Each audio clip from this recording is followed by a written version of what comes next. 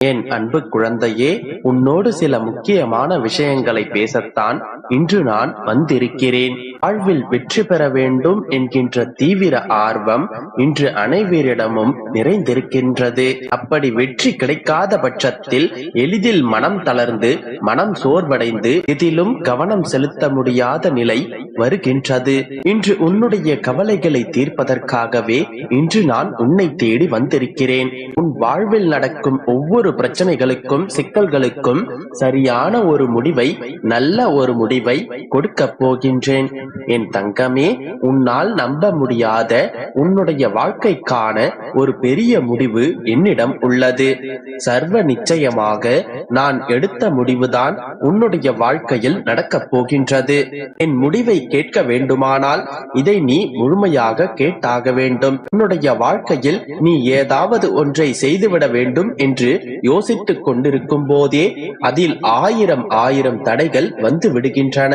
உடனே என் வாழ்க்கை இப்படித்தான், என்னுடைய தலையெழுத்தும் விதியும் இப்படித்தான் அமைகின்றன, எதை செய்தாலும் தடைகளாகவே வந்து நிற்கின்றன என்றெல்லாம் புலம்பவும் ஆரம்பித்து விடுகின்றாய். உன்னை சுற்றியுள்ளவர்கள் பற்றியும் அவர்கள் உனக்கு தடையாக இருப்பதை பற்றியும் கவலைப்படுகின்றாய். என் தங்கமே, அழிந்து போகின்ற வாழ்க்கையில் அவரவர் மனம் போன போக்கில் தான் போவார்கள்.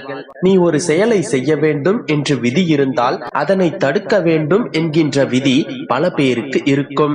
அதனைத்தான் அவர்கள் செய்யவும் செய்கிறார்கள். ஆனால் எல்லா தடைகளையும் மீறி நீ அதில் வெற்றி பெற வேண்டும் என்கின்ற விதி இருந்தால் நீ நிச்சயமாக வெற்றி பெற்றே தீருவாய். எனவே உன்னுடைய தடைகளை பற்றியும் உன்னை தடுப்பவர்கள் பற்றியும் சிறிதும் யோசிக்காமல் முன்னேறி செல்வதில் நீ உன்னுடைய கவனத்தை செலுத்து. அவர்களை திருத்துவதோ அறிவுரை சொல்வதோ உன்னுடைய வேலையில்லை. ஏழையின் சொல் மேடை ஏறாது என்பதை போல உன்னுடைய வார்த்தைக்கு அவர்கள் கீழ்ப்படிய போவதும் இல்லை. எனவே அதனை விட்டுவிட்டு உன்னுடைய ஆன்மாவை சுத்தப்படுத்துவதில் நீ கவனம் செலுத்து.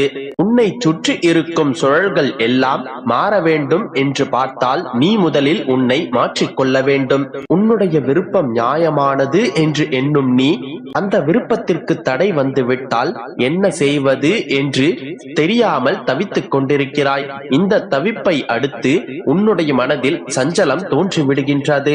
உன்னுடைய விருப்பத்தை நிறைவேற்றிக் கொள்ள உத்வேகத்துடன் நடைபோடும் போது எதிரே உள்ள ஒவ்வொன்றையும் சந்தேக கண் கொண்டு பார்க்க தோன்றுகின்றது.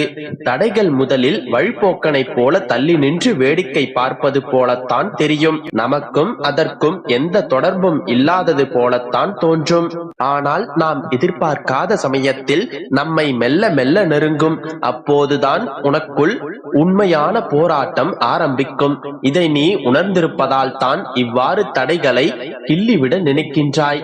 ஆனால் உனக்கும் உன்னுடைய மனசாட்சிக்கும் ஒன்று தெளிவாக தெரியுமல்லவா? உன்னுடைய ஆசை நியாயமானதுதானே. நீ நேர்மறையான வழியில் தானே சென்று கொண்டிருக்கின்றாய்.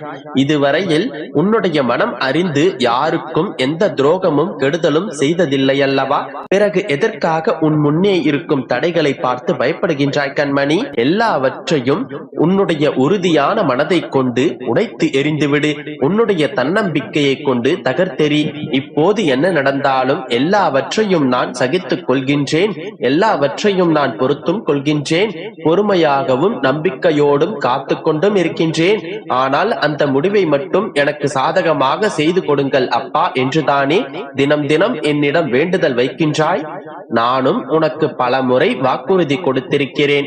சர்வ நிச்சயமாக முடிவு உனக்கு சாதகமாகத்தான் அமையும் என்று. இன்று இன்னும் ஒரு படிக்கு மேலே சென்று உனக்கு வாக்குறுதி கொடுக்கின்றேன். உன்னுடைய வாழ்க்கையில் நீயே எதிர்பார்க்காத ஒரு மிகப்பெரிய முடிவை நான் எடுக்கப் போகின்றேன். நீ என்னிடம் கேட்டதுடன் நான் உன்னுடைய வாழ்க்கையில் எது தர வேண்டும் என்று ஆசைப்பட்டேனோ அதையும் சேர்த்தே தரப்போகின்றேன். என் வாழ்வில் அற்புதங்கள் நிகழுமா, அதிசயங்கள் நடக்குமா என்று ஏங்கிக் கொண்டிருந்தாயே, நிச்சயம் நிச்சயமாக உன்னுடைய வாழ்க்கையில் நான் அதிசயம் நிகழ்த்தப் போகின்றேன். கூடிய விரைவில் உன்னுடைய வாழ்க்கையில் அற்புதங்களை நிகழ்த்தி உன்னை பேரானந்தத்தில் மூழ்கடிக்கப் போகின்றேன். அது உனக்கு சாதகமாகவும் நன்மையாகவுமே இருக்கும். நீ எதிர்பார்த்ததை விட அதிகமாகவே நான் உனக்கு தரப்போகின்றேன். உன்னுடைய சந்தோஷத்தையும் மகிழ்ச்சியையும் இரட்டிப்பாக்கி தரப்போகின்றேன். இப்படியே என் வாழ்க்கை சென்று விடுமா என்று ஏங்கிக் கொண்டிருந்தாயே, நிச்சயமாக அப்படி செல்லாது என் கண்மணி. இதன் பிறகு உன்னுடைய வாழ்க்கையில் ஒவ்வொன்றும் நல்லதாகவே நடக்கப் போகின்றது. என் அன்பு குழந்தையே, இன்று நீ என்னோடு பேசினாய் அல்லவா? என்னோடு உன்னுடைய பல விஷயங்களை மனம் விட்டு பரிமாறிக்கொண்டாய் அல்லவா? நீ என்னோடு பேசும் பொழுது நான் ஒன்றை கவனித்தேன். நீ பேசும்போது பிரச்சனை என்கின்ற வார்த்தையை அதிகம் பயன்படுத்தினாய். பிரச்சனை என்றால் என்ன என்று உனக்கு தெரியுமா? யாரேனும் ஒருவருக்கு முதுகு தண்டு முறிந்து போய் படுத்த படுக்கையாக இருக்கிறார்கள், அது குணமாக வருடக்கணக்கில் ஆகும் என்று மருத்துவர் சொன்னார்கள் என்றால் அதுதான் பிரச்சனை. யாரேனும் வீடு எரிந்து போய் எல்லாவற்றையும் இழந்து நடுத்தெருவில் நின்றால் அது பிரச்சனை. ஆண்டாண்டு காலம் முயற்சித்தால் மட்டுமே அதை சரி செய்ய முடியும், அல்லது சரி செய்யவே முடியாது என்கின்ற அளவுக்கு வருவதுதான் பிரச்சனை. இது போன்ற பிரச்சனை மனிதனுக்கு ஓரிரு முறை வரலாம், வராமலும் இருக்கலாம்.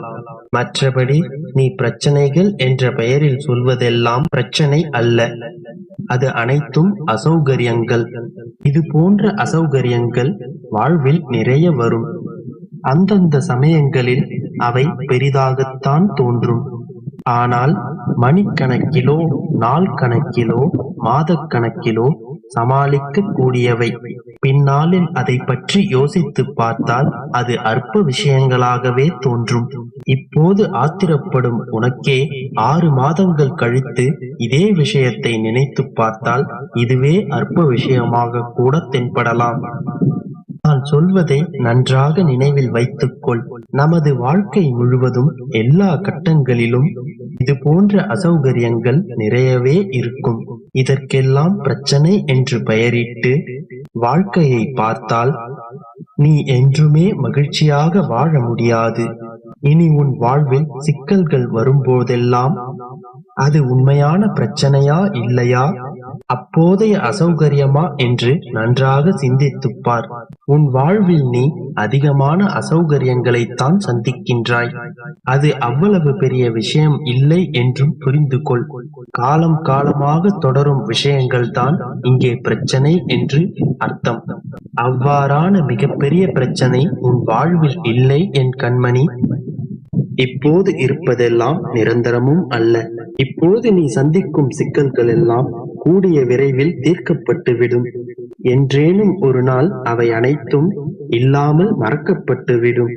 உனக்கு மனப்பக்குவம் ஏற்பட்ட பிறகு உனக்கு நடந்ததை நினைத்து நீ சிரிப்பாய்.